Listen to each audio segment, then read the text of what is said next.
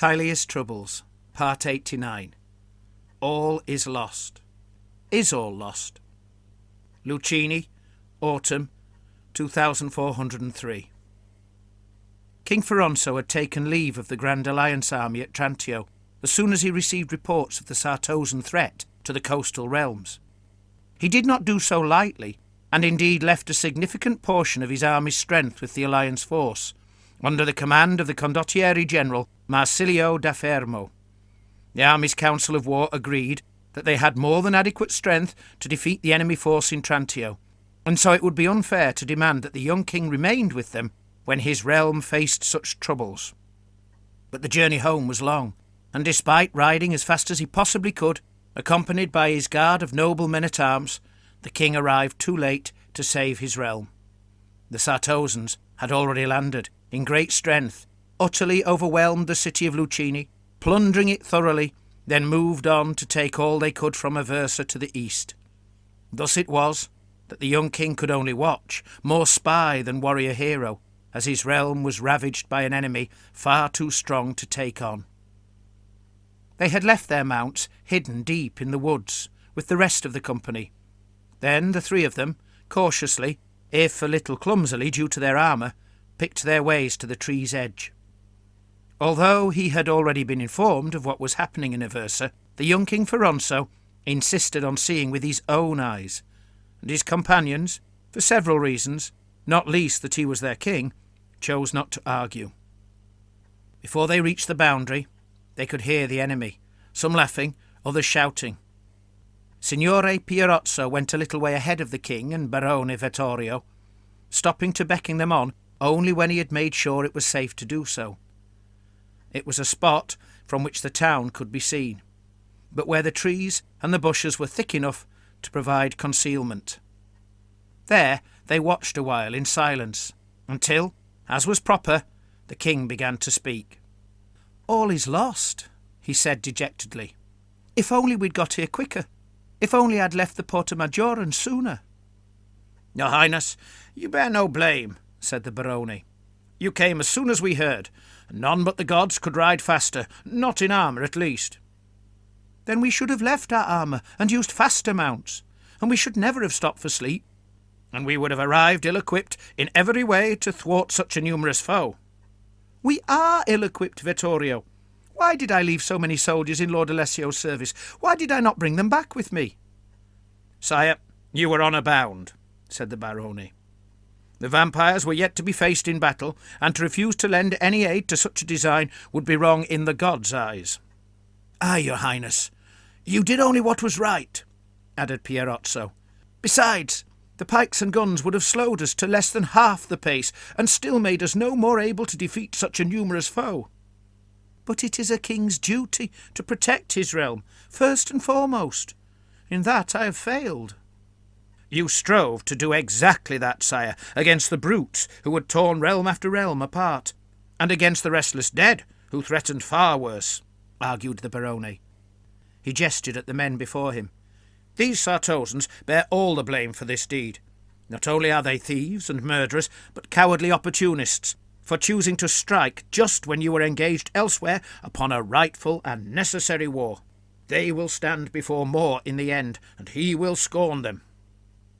"If it is possible for men to be worse than vampires," said Signore Pierozzo, "then these men are so." King Ferronso was not really listening.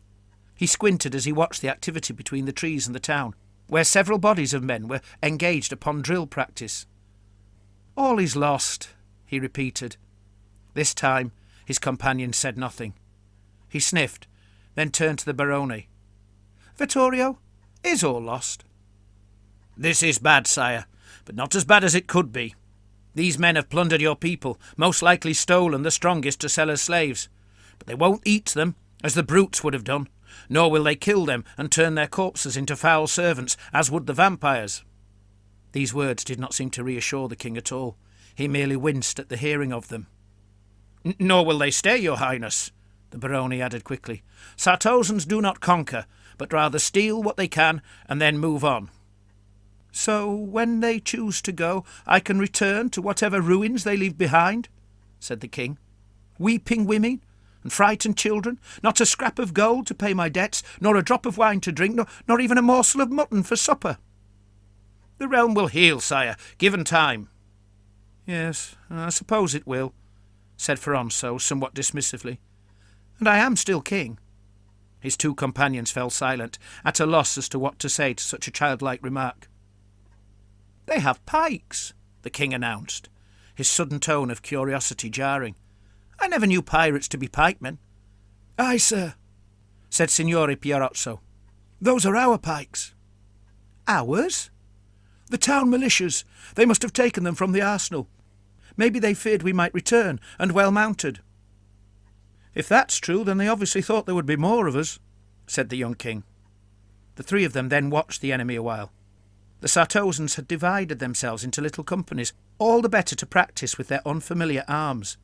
Each group had a commander, no doubt someone experienced in the handling of a pike, to guide them through their postures, and ensure that they could do so as one.